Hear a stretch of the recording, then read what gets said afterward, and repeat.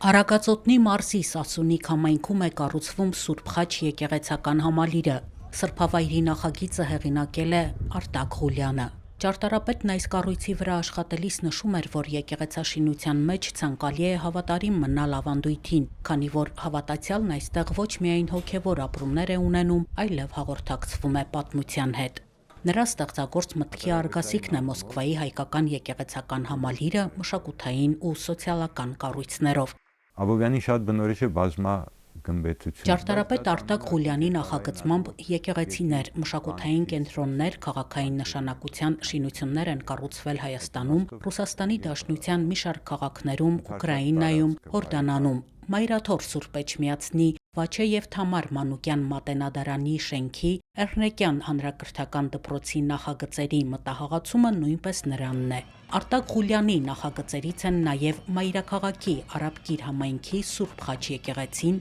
Արտաշատի Սուրբ Հովհաննես Ավետարանիչ, Նոր Հաչնի Սուրբ Ամենափրկիչ, Աբովյանի Սուրբ Հովհաննես եկեղեցիները։ Վերականգնող ճարտարապետ, ճարտարապետության թեկնածու, դոցենտ, Հայաստանի վաստակավոր ճարտարապետ Արտակ Ղուլյանը ծնվել է Արցախում։ Սովորել է Երևանի Պոլիտեխնիկական ինստիտուտի ճարտարապետաշինարարական ֆակուլտետի ճարտարապետության բաժնում։ Նա գիտական աստիճան ստացել է պաշտպանելով Արցախի եւ Սյունիքի մելիքական ապարանքները, ատենախոսությունը։ Արտակ Ղուլյանը դասավանդում էր ճարտարապետության եւ շինարարության Հայաստանի ազգային համալսարանում։ Ճարտարապետը կյանքից հեռացավ 2025 թվականին, 66 տարեկանում։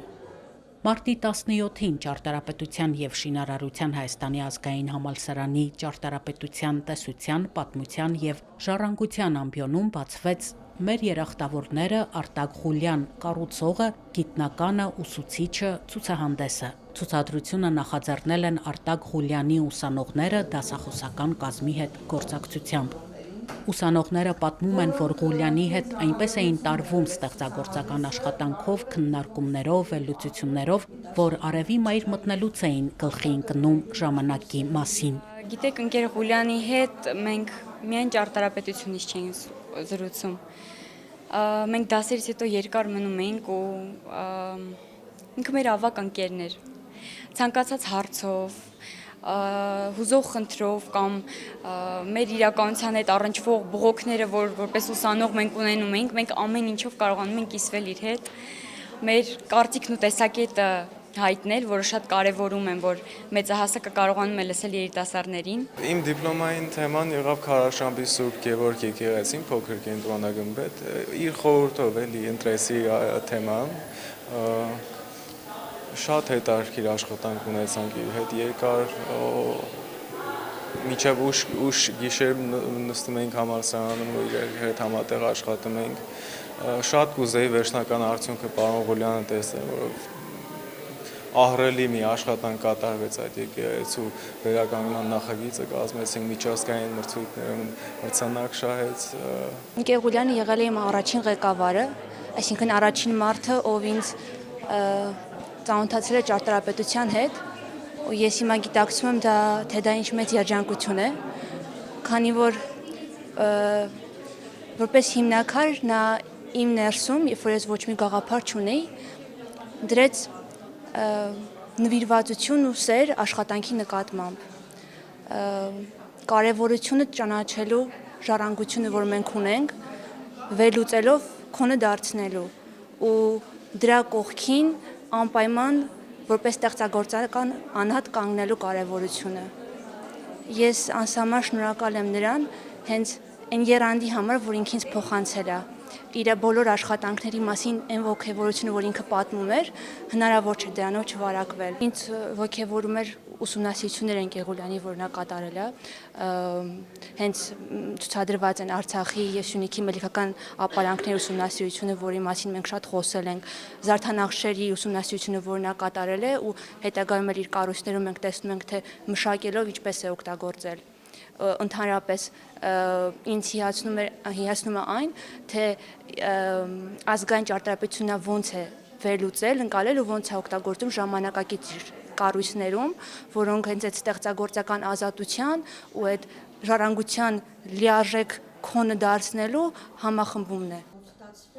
Արտակ Ղուլյանի որդիները նույնպես ճարտարապետներ են։ չհասցրեց շատ բան, բայց միաժամանակ կարողացավ թողնել հսկայական ժառանգություն, որը դեռ համակարգման, հանրայնացման եւ ուսումնասիրման կարիք ունի։ Սկզբունքայնության, համեստության, աշխատասիրության ու տոկունության չափանիշ էր։ Հայրենազրկման ցավը սրտում ոգևորությամբ ստեղծագործեց մինչև երկրային կյանքի վերջին օրը։ Ղուլյանի որդին է նշում. Ցուցադրված են այսօր այն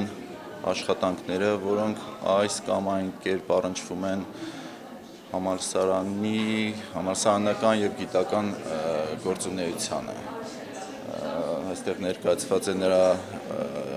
ավարտական դիպլոմային աշխատանքը,